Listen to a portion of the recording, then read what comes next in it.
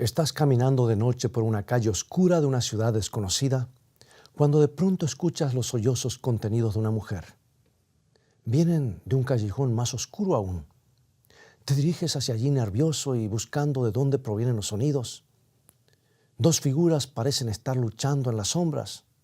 ¿Qué harías? ¿Darle la voz de alto al asaltante? ¿Podrías ponerte en peligro? ¿Llamar a la policía? Quizás se trata de una disputa amorosa. No puedes estar seguro de lo que está sucediendo. Así que, ¿para qué involucrarte? El crimen violento es un problema que amenaza a todas las grandes ciudades en nuestro planeta. Está abrumando a muchas ciudades en los Estados Unidos y en el mundo. Los habitantes son testigos de cómo más y más vecindarios caen víctimas de las drogas, las pandillas y de los asesinatos. Parecería que cada día hay un nuevo lugar al que ya no podemos ir porque se ha vuelto muy peligroso. Conozco lugares donde ni se ha puesto el sol y ya las calles están vacías. Y nuestro círculo de protección se está estrechando. Querríamos gritar que no es justo. ¿Por qué deberíamos tener temor de caminar en las calles cerca de nuestra propia casa? ¿Por qué no son los criminales los que tienen temor? ¿Por qué tengo que limitar mi vida constantemente? Hay vecindarios en muchas ciudades y seguramente cerca de donde tú vives, donde ya no se puede caminar a salvo, especialmente de noche. Tal vez solían ser vecindarios agradables, donde la gente se sentaba en los porches a disfrutar de la brisa del atardecer y saludaba a los amigos que pasaban por la acera. Solían ser buenos lugares para vivir en familia. Pero ahora resulta que los habitantes quedan en el interior de sus casas con las persianas bajas y las puertas con cerrojos. Y muchos cerrojos, incluso algunos los he visto en las puertas interiores de la casa. Tienen miedo y también están enojados porque ya no son dueños de su vecindario. Los ladrones, los rapiñeros y los violadores son los verdaderos propietarios. Y los que están fuera de la ley deciden cuándo se puede salir y cuándo hay que quedar adentro. Nos preguntamos, ¿por qué? ¿Por qué se ha estrechado nuevamente el círculo de protección? ¿Por qué muchas calles han caído bajo la abarcante sombra del crimen? Bueno, hoy quiero sugerir una razón por la cual la sombra del crimen continúa creciendo, una razón que puede pasarse por alto y de hecho está siendo pasada por alto constantemente. Una dolorosa tragedia en el Central Park de Manhattan, en Nueva York, nos ayudará a plantear el problema. Era una empleada bancaria de 28 años que corría en soledad bajo una arboleda de sicómoros, una zona muy arbolada. Según los informes policiales, un grupo de 6 adolescentes persiguieron a la mujer hasta un barranco. Y durante media hora, los muchachos golpearon insensiblemente a la mujer con una roca y una barra de metal. Luego la violaron y la abandonaron creyéndola muerta. 3 horas más tarde, cuando un transeúnte la descubrió, había perdido casi 3/4 de su sangre y había entrado en coma. El crimen pronto estuvo en los titulares a lo largo del país. Los jóvenes tenían entre 14 y 16 años de edad. ¿Puedes creerlo? Dijeron que lo que habían hecho era alocado. Hablaron del tema como si se tratara de una noche cualquiera en el pueblo. Los norteamericanos quedaron conmovidos y se preguntaron, ¿cómo es posible que nuestros hijos cometan hechos tan brutales? Los expertos de siempre salieron al ruedo con sus explicaciones. Un psicólogo dijo, debemos ser honestos, la sociedad no ha sido benévola con estos niños. Un educador de Harvard explicó, están liberando su ira. Hay mucho enojo y rabia latentes en buena parte de nuestra juventud. Sin embargo, lo que la policía vio cuando arrestó a los muchachos no era rabia. De acuerdo con los informes, cantaban y bromeaban. Cuando les preguntaron por qué habían seguido golpeando a la mujer con una barra de metal, uno de ellos respondió, bueno, era divertido. Otro le dijo a los detectives, era algo para hacer. Y algunos periódicos contaron que los chicos provenían de familias trabajadoras relativamente estables. Tomaban clases de música y tenían entrenamiento de béisbol. Alguien más estaba en acción en Central Park aquella noche. Además de los defectos de la sociedad, alguien más tenebroso que la mala vivienda o la falta de oportunidades. Era el fantasma de la extrema ilegalidad. Era el espectro de los seres humanos que por alguna razón crecieron sin conciencia moral. Y una tragedia muy similar ocurrió durante los disturbios. ¿Tú recuerdas en Los Ángeles a comienzos de 1992? Muchos observadores hablaron de la furia que la gente sintió después del veredicto del caso de Rodney King, o la frustración que sentían después de años de vivir en pobreza. Es muy cierto que la pobreza pone a las familias bajo presiones terribles. Ese es el principal factor de la ilegalidad. Si recordamos los rostros de los asaltantes que asolaron esas calles, recordaremos que no tenían caras de desesperación. Los presentes informaron que había una atmósfera de carnaval en los que irrumpieron en las tiendas. Era una especie de fiesta salvaje. Y lo más revelador es que en la multitud había rostros blancos, hispanos y negros. Y los informes que señalaban que algunas personas cargaban sus automóviles costosos con mercancía robada y luego regresaban a los suburbios. Para la mayoría de los observadores, los asaltantes estaban sacando partido de una situación que había salido fuera de control. Y casi ninguno de ellos estaba protestando por un veredicto controvertido o airado de la justicia. La mayoría daba la impresión de estar disfrutando el momento, aprovechando la oportunidad. Amigos, la ilegalidad cala más hondo que la pobreza y alcanza a un espectro más abarcante que solo los pobres. Al fin y al cabo, hay distintos tipos de asaltantes. Los de cuello blanco en la bolsa de comercio, que ingresan a las corporaciones y ganan millones haciendo fraudes con las acciones. Muchos de los que aparecieron en las tapas de los periódicos en el escándalo del mercado hace poco tiempo atrás, ¿recuerdas Enron y demás? Amasaron fortunas mientras que las compañías que vaciaron tuvieron que despedir a miles de trabajadores. O como lo dijo el profeta Oseas, hemos sembrado el viento y ahora estamos cosechando una tempestad. Hemos tenido décadas de nueva moralidad y ética situacional. Y esa filosofía, haz lo que te plazca. El relativismo moral se ha esparcido por todas partes y ahora vemos los terribles resultados de toda una cultura de ilegalidad. Incluso, amigos, algunas iglesias han estado enseñando que Dios no tiene normas absolutas, que su ley ya no es relevante para las necesidades contemporáneas. Y algunos mantienen que la ley de Dios ha sido eliminada para dejar paso al reino de la gracia. Pero la sociedad está aprendiendo por las malas que la libertad no se genera con el abandono de las reglas. Todo lo contrario. Una vez que hemos quitado las normas del bien y del mal, lo que sigue es el caos. Hay una tarea de reconstrucción que debe ocurrir en el corazón de las personas, ¿no lo crees? Ahora, ¿cómo se restaura la confianza? ¿Cómo se reconstruye el respeto por la ley entre los jóvenes que han visto a sus padres salir de las tiendas destrozadas con objetos robados? ¿Cómo se crea un sentido de responsabilidad entre la gente que ha visto a cientos de vecinos practicando actos de violencia? Aquellos que tienen algunos años más. La permisividad de los años 60 y de los 70 no dio resultados. Ahora lo sabemos. Hay un gran clamor en muchas partes del mundo para retornar a los valores tradicionales. Los dirigentes políticos hablan constantemente de su devoción a los valores familiares. Pero la siguiente pregunta es, ¿los valores familiares de quién? Porque había familias en las calles durante los disturbios, madres y padres que se llevaban botellas de licor robadas y electrodomésticos y sus hijos seguían sus huellas.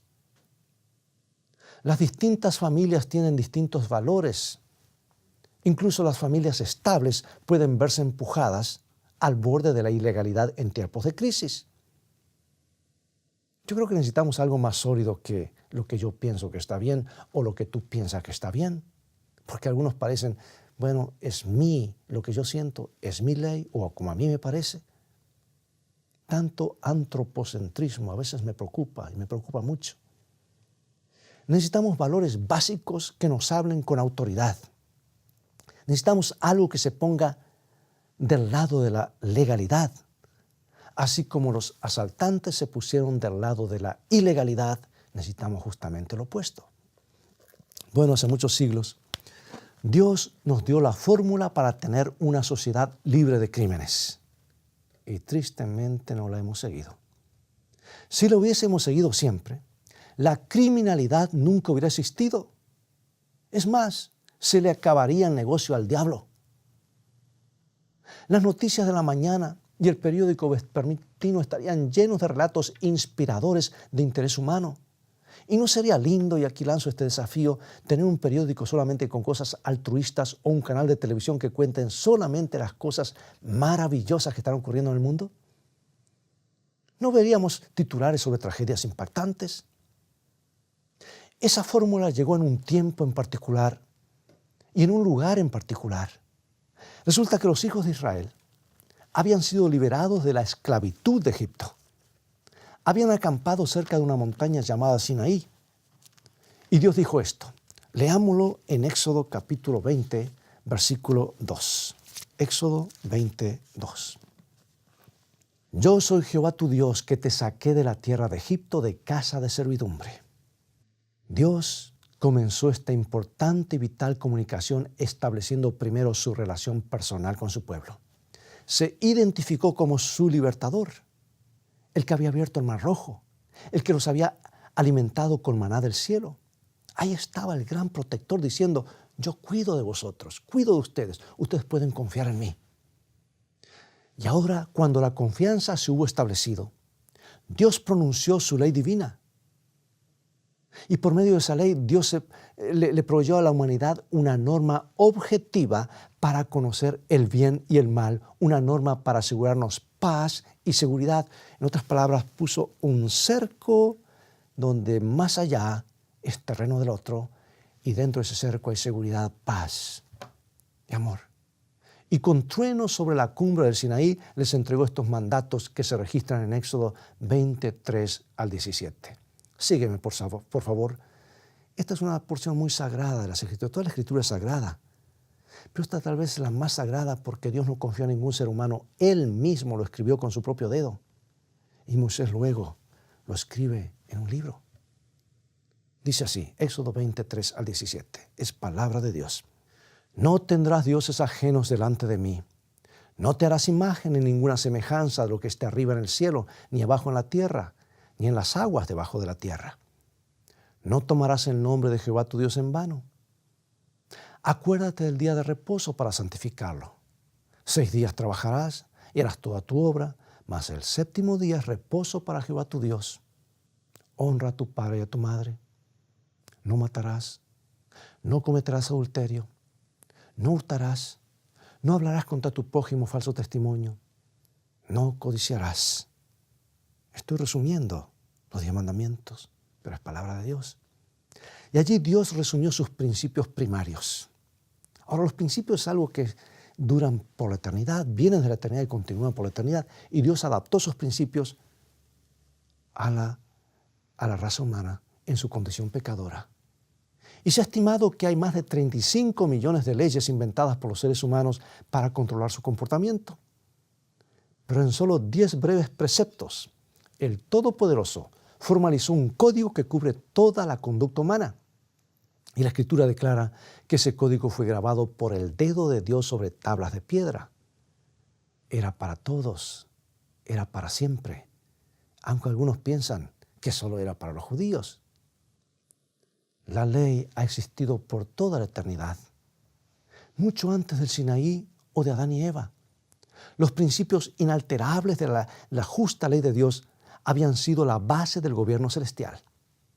Y la mayoría de los ángeles se guiaban felizmente por sus preceptos y eran bendecidos. Satanás y sus conspiradores decidieron establecer sus propias reglas. Y esto provocó un trágico conflicto y les ocasionó la pérdida del paraíso. Y cuando Adán y Eva perdieron la confianza de Dios en el jardín del Edén, se vieron abrumados por nuevas emociones, la vergüenza y la culpa. Sintieron que habían pisoteado algún principio divino y que el mundo se desmoronaba bajo sus pies. En la siguiente generación, Caín creció con ira contra su hermano y estaba alimentando su rencor cuando Dios le preguntó muy directamente, lo encuentras en Génesis 4, 6 y 7, ¿por qué te has ensañado y por qué ha decaído tu semblante? Si bien hicieres, no serás enaltecido. Y si no hicieres bien, el pecado está a la puerta. O sea que Dios estaba recurriendo a una norma para distinguir el bien del mal. Más tarde el patriarca Abraham siguió a Dios hasta Canaán. Y Dios elogió a Abraham porque, dice, obedeció mi voz y guardó mis mandamientos, mis estatutos y mis leyes. En Génesis 26:5 dice de esta manera, por cuanto oyó Abraham mi voz y guardó mi precepto, mis mandamientos, mis estatutos y mis leyes. La ley de Dios es la eterna norma del bien para el universo. Nos da una pauta objetiva sobre la cual basar nuestros valores.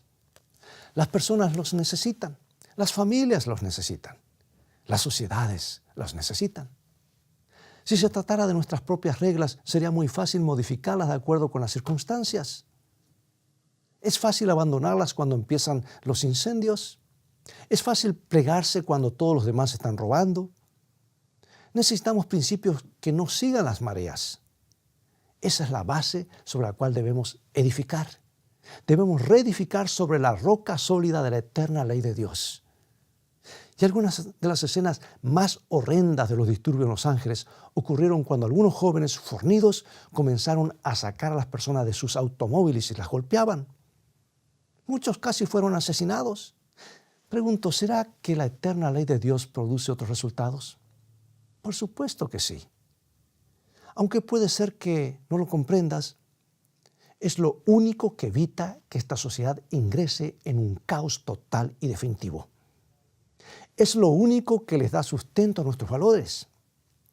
Dios no quería que su ley fuera una carga sobre las personas ni restringir su felicidad. El Todopoderoso quería que sus principios actuaran como un muro de protección alrededor de nosotros y nuestras familias, que pudieran protegernos de la tristeza, la culpa, la ansiedad y nos dieran días pacíficos y noches restauradoras. Escucha el gran plan de Dios, el plan para nosotros, delineado en el libro de Deuteronomio capítulo 5, versículo 29. ¿Quién diera que tuviesen tal corazón que me temiesen y guardasen todos los días todos mis mandamientos, para que a ellos y a sus hijos les fuese bien para siempre? ¿Por qué hay que guardar los mandamientos de Dios? Para que nos vaya bien a nosotros y a nuestros hijos para siempre. La vida buena nos llega cuando nos guiamos por la ley de Dios. Encontramos la verdadera libertad personal cuando internalizamos sus principios. Ahora déjame explicarte claramente cómo se realiza este proceso. Es decir, cómo los débiles se hacen fuertes, cómo podemos afirmarnos para no ser llevados por la marea. En primer lugar, tenemos que dejar que la ley nos enseñe algunos problemas específicos de nuestras vidas, o sea, pecados específicos. Necesitamos aplicar los principios de Dios a nuestra vida personal. Y el apóstol Pablo descubrió que la ley nos proporciona un diagnóstico agudo. Escucha lo que dice en Romanos capítulo 7, versículo 7. Dice, yo no conocí el pecado sino por la ley, porque tampoco conociera la codicia si la ley no dijera no codiciarás. Lamentablemente, siempre encontramos motivos para desestimar este diagnóstico. No queremos sentirnos culpables, no importa lo que cueste. Muchos grupos de autoayuda y mucho de la psicología popular de hoy tratan de absolvernos de toda responsabilidad. Dicen, solo somos víctimas. La ley de Dios nos trata con más dignidad, amigo y amiga. Nos ofrece un diagnóstico preciso y nos pide que nos hagamos responsables de nuestros propios problemas. Se cuenta la historia de una princesa cuyos súbditos alababan todo el tiempo su gran belleza y adorables formas. Había llegado a pensar que era la mujer más hermosa del planeta. Pero un día pasó por su comarca un mercader y le vendió un espejo. Dio una sola mirada sobre el cristal y se apartó horrorizada. La mujer que la miraba desde el espejo tenía un aspecto ordinario. Y la mujer, quien quiera que fuera, tenía que salir de allí. Así que la princesa rompió el espejo en 1000 pedazos y llegó a prohibir todos los espejos en su reino. Pues bien, nuestro panorama psicológico actual está atestado con espejos rotos. No queremos mirarnos tal como somos, estamos llenos de excusas. Pero amigo y amiga, necesitamos desesperadamente dar esa muy larga mirada. Necesitamos aceptar lo que la ley nos dice sobre nosotros mismos. Necesitamos esa dura e inflexible superficie reflectora. Eso es lo que nos da la norma absoluta de Dios, la verdad sin distorsiones. Sin embargo, un espejo no nos puede hacer más amables y la ley por sí misma no puede convertirnos en personas piadosas. Recuerda que solo es una herramienta para el diagnóstico. La ley sí puede conducirnos a los brazos del gran médico. Vemos nuestra debilidad, vemos nuestro pecado, nuestro problema y clamamos, ¡oh Jesús, por favor ayúdame! Así es como la ley nos conduce a Cristo, tal como lo dijo el apóstol Pablo. Nos predispone para la cura, nos apronta para el perdón y la gracia que solo Jesucristo nos puede otorgar. Las personas necesitan un poder exterior a sí mismas para poder hacer cambios fundamentales. Aunque es cierto que algunas personas pueden impulsarse y mejorar por sus propios medios, es poco probable que un chico que haya tenido a vendedores de droga y otros criminales como sus modelos pueda salir de ese entorno y convertirse en algo totalmente distinto. Son pocos los que tienen la fuerza suficiente para negarse al llamado de la multitud. Ahora, si estamos rodeados de asaltantes que se escapan con las cosas, veremos al robo de manera favorable. Y Jesucristo permite que las personas se eleven por encima de su entorno, les permite llegar a ser más de lo que los rodea, porque su aceptación incondicional y su amoroso apoyo crea el efecto de palanca que todos necesitamos. Ahora, adivina qué le sucede a los que comienzan una relación personal con este Salvador. Comienzan a ver a la ley más que como un diagnóstico severo. Un teólogo ha dicho que la ley se convierte en la transcripción del carácter amoroso de Dios. Nos muestra cómo es Dios y ahora queremos ser más como Él. Queremos ser como el que nos perdona y nos acepta incondicionalmente. Dios nos promete escribir su ley en nuestros corazones y nuestras mentes.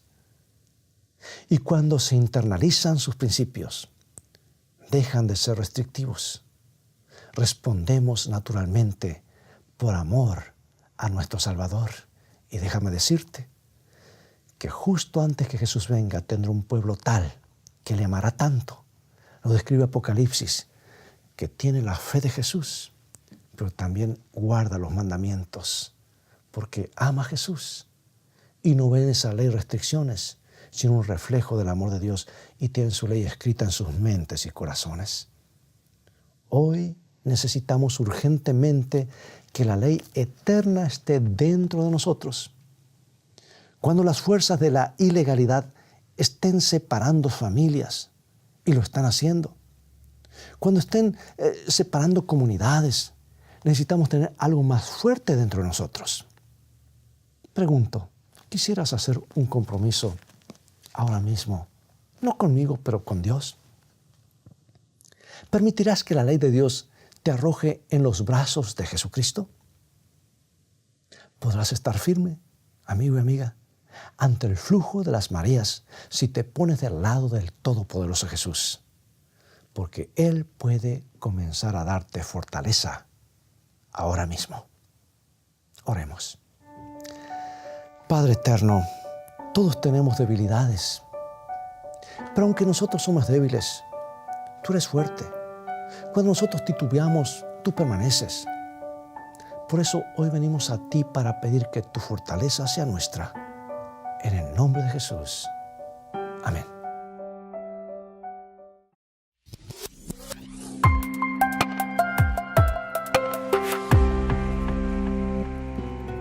Querido amigo y amiga, hoy te quiero presentar el nuevo curso bíblico Un futuro con esperanza. Un conjunto de 24 señaladores con preciosas lecciones de la palabra de Dios que conmoverán tu corazón. Un futuro con esperanza te permitirá captar con facilidad las maravillosas enseñanzas de nuestro Señor Jesucristo y profundizar en algunas de las profecías dadas por Dios en las Sagradas Escrituras. Cada señalador contiene un tema individual, con preguntas y textos de referencia para aclarar tus inquietudes. Será un apoyo en tu estudio personal o a la hora de dar un estudio bíblico. Adquiérelo hoy en la tienda de escritoestá.org y recuerda, Dios nos ha prometido un futuro con esperanza. Nuestro Padre Celestial está esperando derramar sobre nosotros la plenitud de sus bendiciones. Es privilegio nuestro beber abundantemente en las fuentes del amor infinito. Qué extraño que oremos tan poco. Dios está pronto y dispuesto a oír la oración sincera del más humilde de sus hijos. ¿Por qué han de ser los hijos e hijas de Dios tan remisos para orar? Cuando la oración es la llave en la mano de la fe para abrir el almacén del cielo, en donde están atesorados los recursos infinitos de la omnipotencia.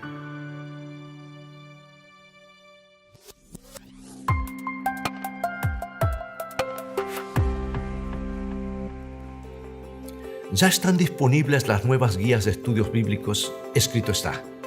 Un conjunto de 25 lecciones que abarcan las principales doctrinas bíblicas. Adquiérelo hoy, escritoestá.org.